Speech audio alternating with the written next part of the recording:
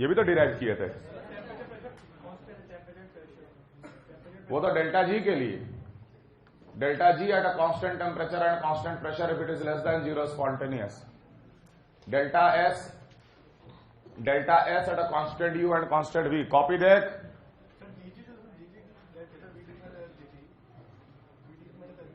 DG तो बहुत बाद का चीज है।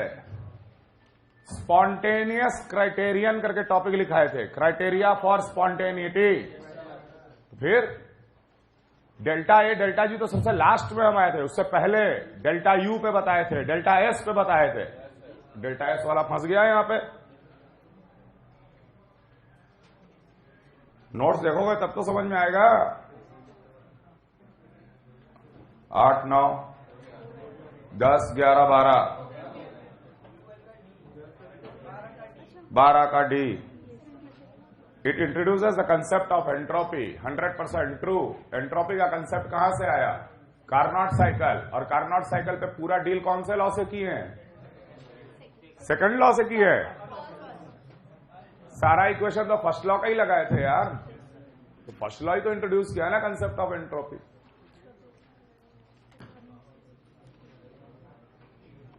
तेरह, 14, 15, 13. The temperature entropy diagram of a reversible engine T0, 2 T0, S0, 2 S0. ऐसा ग्राफ दे रखा है। यहां पे S0 है, यहां पर 2 S0 है, यहां पर टेम्परेचर T0 है, यहां टेम्परेचर 2 T0 है। ऐसे प्रोसेस गया है। हम लोग क्या निकालना है? एफिशिएंसी। एफिशिएंसी निकालना है ना।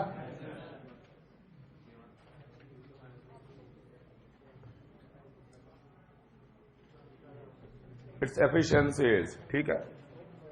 तो सबसे पहले निकालो Q2। अब देख यहां पर तो S0 क्या है? कांस्टेंट। S0 अगर कांस्टेंट तो delta S constant, T delta S क्या हो जाएगा? 0। तो इस लाइन पे Q0, ये एडियाबैटिक प्रोसेस है, रिवर्सिबल Q0। अब बचा ये वाला पार्ट और ये वाला पार्ट। ये वाले part area under the curve, TS diagram में एरिया अंडर द कर्व क्या देता है? हीट। अगर हम एरिया निकाले, इस लाइन के नीचे एरिया निकाले तो ट्रेपेजियम का एरिया आएगा।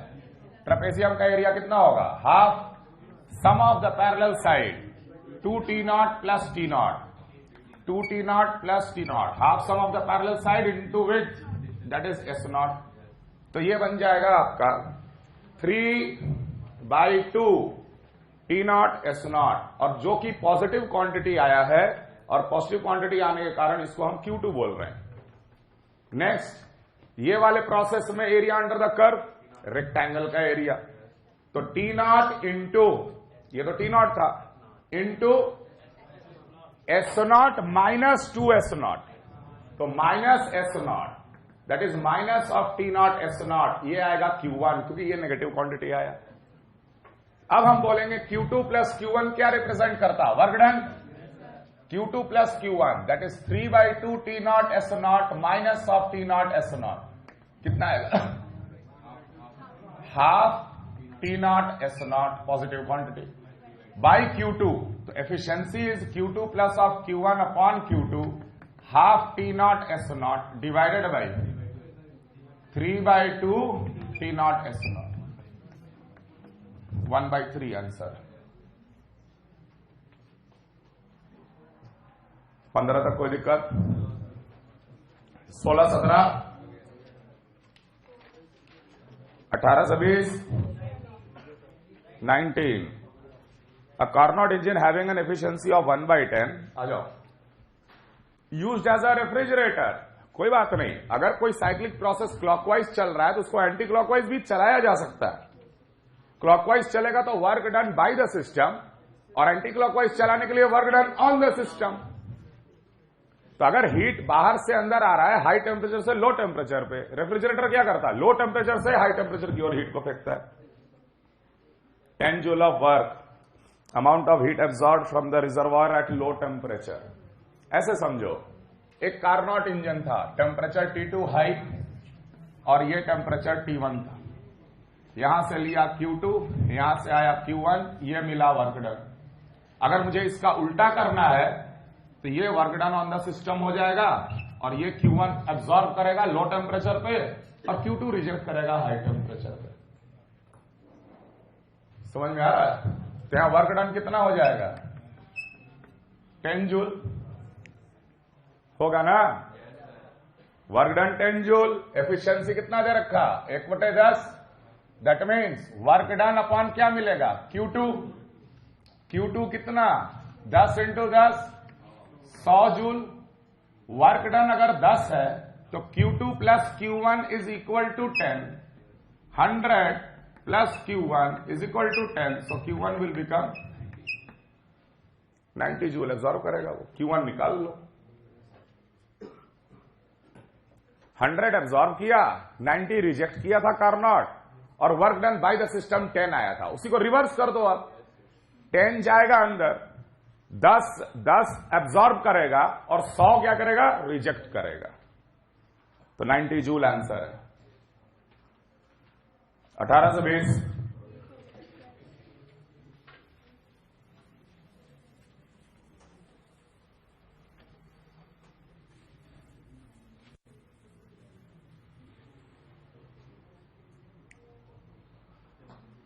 इक्कीस से लेकर 25।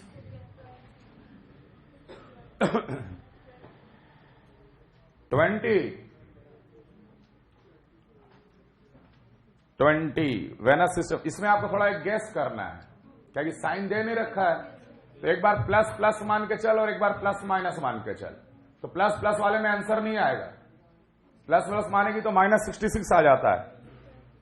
जब एक को प्लस और एक को माइनस मानेगी तब जाके आएगा -6। 6 आंसर इसका। खैर हम फिर से बता रहे। IAF में Q था 50 और वर्क डन था 20 कैलोरी। Q था 50 और वर्क डन था 20 कैलोरी। कैसे? IAF। ठीक है। तो अब यहां पर डेल्टा यू हम लोग दो तरीके से निकाल सकते हैं। या तो डेल्टा यू बोलेंगे Q + W, ये तो फर्स्ट लॉ है ही। अगर हम इन दोनों को पॉजिटिव साइन के साथ ही अगर जोड़ दिए तो 70 आएगा। और अगर बाई चांस इसको प्लस और इसको अगर हम माइनस मान लिए तो एक और वैल्यू आ सकता है। कौन सा वैल्यू आ सकता है? +30 आ सकता है ना। Q + W डेल्टा यू होता है। डेल्टा यू के दो पॉसिबिलिटी। यहां से यहां तक जब जा रहे हैं IBF मान लो। Q 36 है। Q is 36। पूछा क्या है? Work done. तो देख यहां से जा या यहां से जा, डेल्टा यू तो सेम होगा। तो ठीक है। अब हम दो वैल्यू ट्राई करेंगे, 70 और 30 दोनों लेकर। फिर से first law Q + W equal to delta U. Q दे रखा है 36, वर्क डन निकालना है। डेल्टा यू मान लिए हम 70, एक पॉसिबिलिटी, और दूसरा 36 plus of W is equal to 30। जो आंसर आ जाए वही आंसर। जब साइन नहीं दिया है तो हम लोग को गेस कर करके चलना है।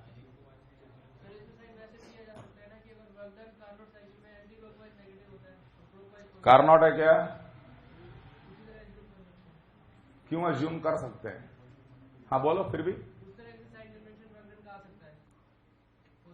नहीं, ऑब्वियसली अगर Q को प्लस मान लोगे तो वर्क को नेगेटिव मानना ही पड़ेगा, है कि नहीं? हीट अगर गया तो हीट को एब्जॉर्ब करके ही तो वर्क डन करेगा ना सिस्टम।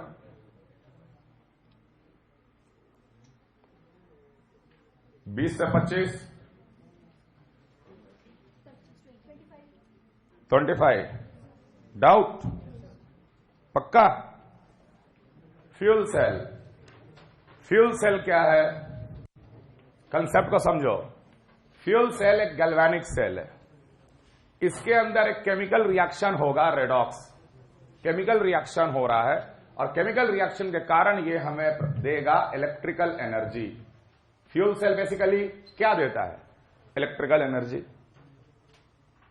समझ में आ रहा?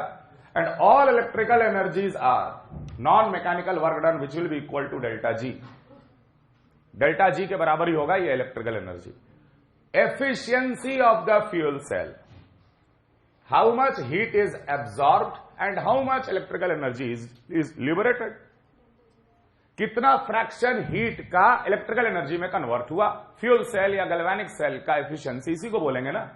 वर्क डन क्या है? यहां पीवी वर्क डन थोड़ी है, यहां वर्क डन तो नॉन मैकेनिकल है, work done upon heat absorb ही एफिशिएंसी होता है। यहां वर्क डन किसके बराबर, delta G upon Q into 100, और क्यू क्या है, डेल्टा एच है। सीधे answer delta G upon delta H into 100, delta G निकाल डेल्टा एच निकाल, आंसर आ जाएगा। क्या आप डेल्टा जी निकाल सकते हैं? सबका डेल्टा जी एफ नॉट दिया हुआ है, तो delta G F not of product minus delta G F not of reactant, coefficient multiply करके डेल्टा जी निकल गया। डेल्टा एच दिया हुआ है रिएक्शन में, -726, लास्ट लाइन में डेल्टा एच भी दिया है, तो delta G by delta H निकालो। डेल्टा जी आपका लगभग आ जाएगा 702 के आसपास, 702.6 आ जाएगा डेल्टा जी, और वो 702.6 डिवाइडेड बाई 726 इंटू 100, आंसर 26 से 28, 29 30, 29। पहले प्रोसेस में डेल्टा जी नेगेटिव दिया तो लॉजिकल सवाल है, दूसरा प्रोसेस में delta G greater than 0। Delta G negative मतलब क्या, स्पॉन्टेनियस, उधर जाने का टेंडेंसी है। डेल्टा जी ग्रेटर देन 0 माने उधर जाने का टेंडेंसी नहीं है, तो हम लोग बोलेंगे कि लेड का किस तरफ जाने का टेंडेंसी है, पीबीओ की तरफ, तो लेड का more characteristic oxidation state will be +2, और SnO2 को SnO तरफ जाने का टेंडेंसी नहीं है, माने SnO2 में ही रहना चाहता, Sn+4 में रहना चाहता, इसलिए लेड का +2 और Sn का +4। 30, 31, 32, हाँ जी 31 किसे डाउट है, 31, अब ये सब में भी डाउट आएगा ना तो गड़बड़ है फिर। 32, 32 हो गया, 32, वेरी गुड। लेवल 2 1 से लेकर 3,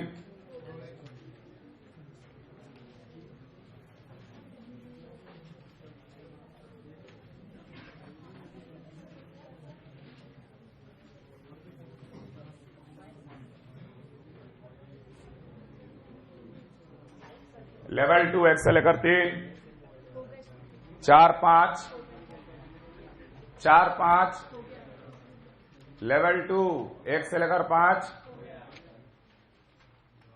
6 से 8, 8। इतने बड़े बड़े सवाल तोड़ दिए और 8वें में फंस गए हैं?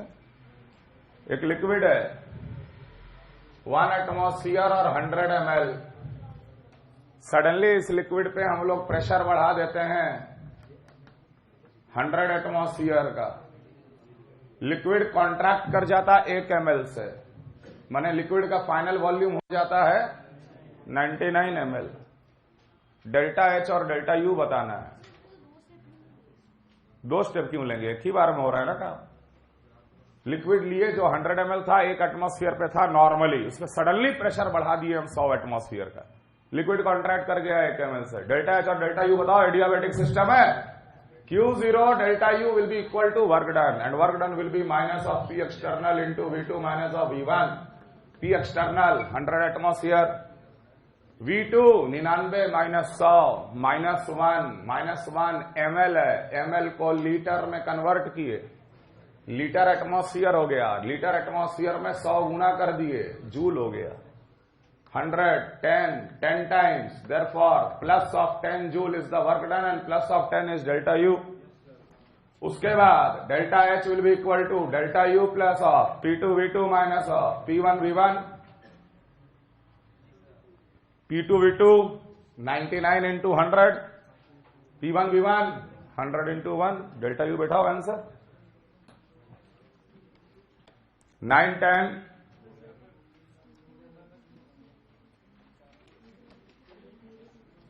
9 10, 11 12, 13 14, 15, 16, 16। सॉलिड लाइन कौन सा लाइन है, आइसोथर्मल, देखने में कि समझ के? समझ के। पहला 3 4 पॉइंट देख, वहां पीवी कांस्टेंट है, आइसोथर्मल, तो सॉलिड लाइन का वर्क डन कितना आ जाएगा? Minus of nRT ln V2/V1। nRT के बदले लिख देना P1V1। कोई भी दो प्रेशर वॉल्यूम ले ले किसी भी पॉइंट का, वो भी फिट कर देगा। सॉलिड लाइन का मिल गया। डॉटेड लाइन का एरिया, रेक्टेंगल का एरिया, लास्ट वाला रेक्टेंगल का एरिया कितना आएगा? प्रेशर कितना लोगे लास्ट वाले डॉटेड लाइन का? हैं? अरे क्या बोल रहा है? लास्ट वाला डॉटेड लाइन के लिए प्रेशर कितना लोगे? 0.75, 0.5 और 1 के बीच में लाई कर रहा है। 0.75 चेंज इन द वॉल्यूम, जोड़ दो, आंसर आएगा 2। क्लोजेस्ट इंटीजर रेशियो निकालना है 17 का डी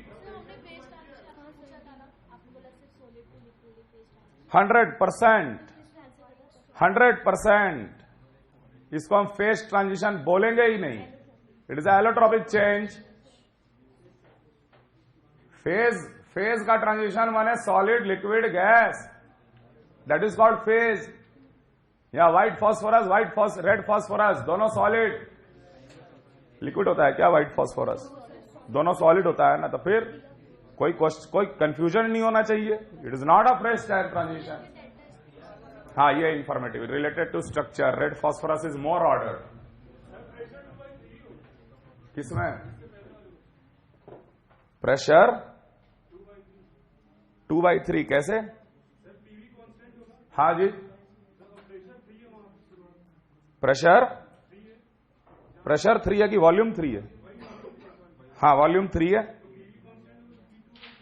100% बिल्कुल सही। एक बोला 0.75, दूसरा बोला 0.66। बिल्कुल सही है, और तुम्हारा ज्यादा एक्यूरेट है।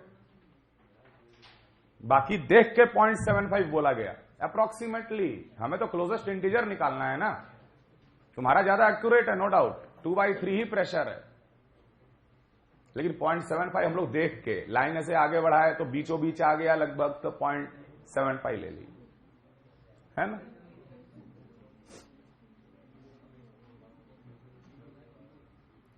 अठारह, 19,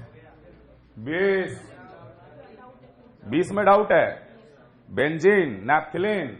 बेंजीन लिक्विड होता, नैप्थलीन सॉलिड होता है। नैप्थलीन बहुत ही हाईली सॉल्युबल होता है बेंजीन में। यह सवाल सोल्यूशन कॉलिगेटिव प्रॉपर्टी का है।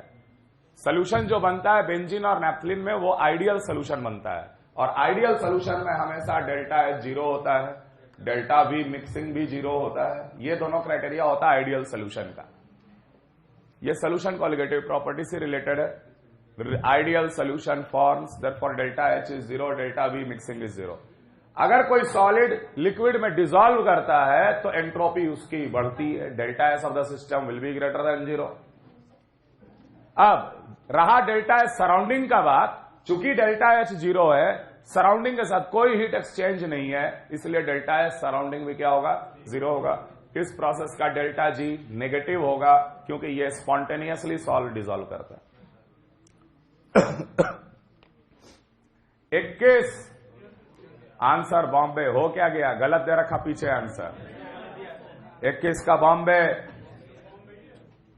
पीछे क्या आंसर दे रखा देख।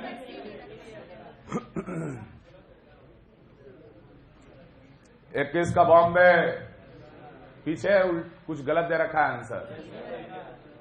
22, 23 एक बहुत बढ़िया लॉजिकल सवाल। चारों हो गया। जबरदस्ती देख के कि लॉजिकली? चलो प्रूफ करो तो जरा पहला स्टेटमेंट कैसे सही है।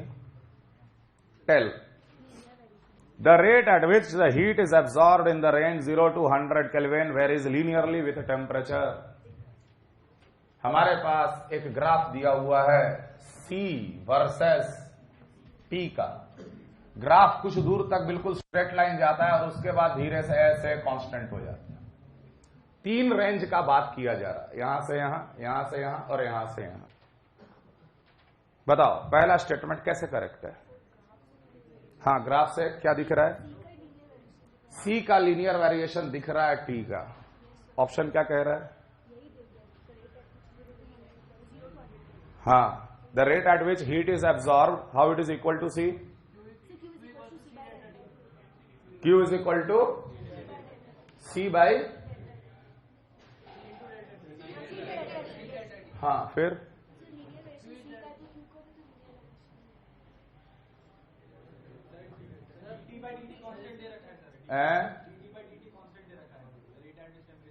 हम पूछ रहे Q is equal to C delta T, या लिखो चलो dQ is equal to C dt, तो dQ by dt is equal to C। आप इसे रेट मान रहे हैं? नो डाउट, रेट तो हम लोग किसी भी dy बाई dx को रेट ही मानते हैं। The rate of change of Q with respect to temperature, no doubt ये रेट है और इससे आंसर भी आ जाता है। लेकिन अगर हम लोग थोड़ा सा एक्यूरेटली जाएं, आप पैराग्राफ में पढ़ो, the temperature is increase continuously from 0 to 500 kelvin eight a constant rate. इसका क्या मतलब है? तो हम लोग को उसी से आगे बढ़ना पड़ेगा ना,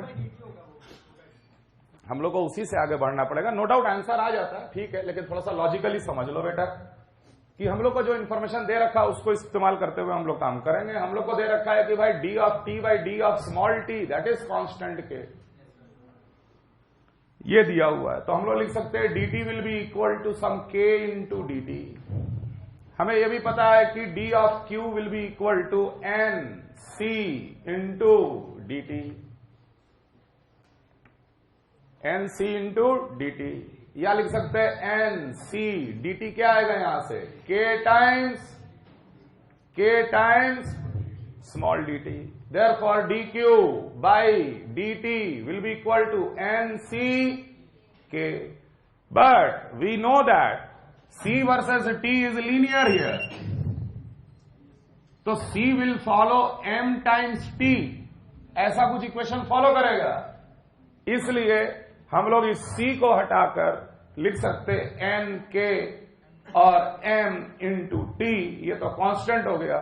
Therefore, the first option, the rate at which heat is absorbed goes linearly with respect to temperature. Clear? Heat absorbed in increasing the temperature from 0 to 100 is less than 400 to 500. यहां जो हीट एब्जॉर्ब हुआ है वो कम है, यहां जो heat absorb हुआ वो ज्यादा है। वाई ज्यादा है क्योंकि यहां सी ज्यादा है। अरे किसी भी सब्सटेंस का सी अगर ज्यादा होगा, स्पेसिफिक हीट कैपेसिटी ज्यादा होगा, तो वो ज्यादा हीट एब्जॉर्ब करके 1 डिग्री का टेम्परेचर चेंज करेगा। तो चूंकि यहां सी ज्यादा है इसलिए यहां पर हीट एब्जॉर्ब ज्यादा है, यहां पर हीट एब्जॉर्ब कम है। दूसरा भी करेक्ट है। तीसरा देखो, there is no change in the rate of heat absorption in the range 400 to 500 Kelvin, because in the range 400 to 500 Kelvin this C becomes a constant. और अगर हम यहां पर फिट करें तो यहां पर क्या आ जाएगा, dq by dt will be equal to nk, c क्या था, constant. therefore the rate of heat absorption remains constant during the range 400 to 500. the rate of heat absorption increases in the range 200 to 300. 200 से 300 the rate of the absorption increases. Why? Because c is increasing. if c is increasing the rate of heat absorption will also increase. a b c d चारों answer है। 24 doubt है? क्यों doubt है?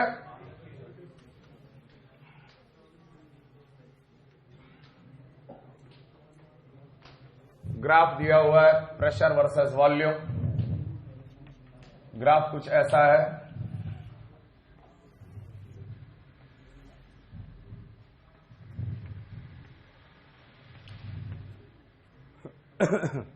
Values P naught V naught 32 P naught EFGH,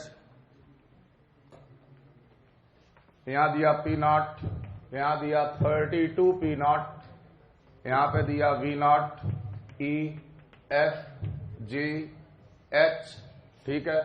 work done EF isochoric, ये isochoric, ये straight line horizontal isobaric. इन दोनों में से आइसोथर्मल एडियाबेटिक, ऑब्वियसली आइसोथर्मल ऊपर और एडियाबेटिक नीचे। Work done EF, work done in FG, isothermal work done खैर यहां पर कितना वॉल्यूम, लाइन में पीवी कांस्टेंट है, यहां पर पीवी का वैल्यू क्या है 32 पी नॉट वी नॉट, यहां पर भी 32 पी नॉट वी नॉट होना चाहिए, चूंकि प्रेशर पी नॉट है तो यहां वॉल्यूम होना चाहिए 32 वी नॉट, ये हम अपने तरफ से निकाले। क्लियर है? Work done F G minus NRT, NRT के बदले हम लिख सकते हैं PV 32 P not V naught ln of V2 32 बटे V naught ln of 32 2 to the power 5 5 2 जा 10 माइनस 160 ln 2। ठीक है, अब आया वर्क डन इन ये एडियाबेटिक एफ में वर्क डन कितना, उसके लिए मुझे निकालना पड़ेगा कि यहां पर वॉल्यूम कितना। एडियाबेटिक है, PV is equal to constant, यहां प्रेशर कितना है 32 पी नॉट, वॉल्यूम कितना है P not V not to the power gamma will be equal to, यहां फाइनल प्रेशर कितना है पी नॉट, फाइनल वॉल्यूम नहीं पता टू दी पावर गामा, तो अब पी नॉट कट गया, v upon V not to the power gamma will be equal to 2 to the power 5, monoatomic का gamma 5/3, v by v naught will be equal to 2 to the power 5 to the power 3/5, 8 v निकल गया 8 v not. Work done adiabatic P2 V2 minus P1 V1 divided by gamma minus 1, P2 P not हो गया minus P1 V1 32 P not into V not gamma minus 1 5/3 minus 1 2/3, ये कितना आ रहा 24 8 32 8 24 into 3/2 कितना आ रहा है। अब आगे बढ़ें कि छोड़ दें भाई, कर लोगे ना? और आइसोबारिक वाले में सीधे सीधे पीडीवी लगाना। लास्ट सवाल 25 हो गया, जेई एडवांस में पूरा, कहीं भी कोई डाउट? 1 से 25 चलो खत्म हुआ थर्मोडायनामिक्स।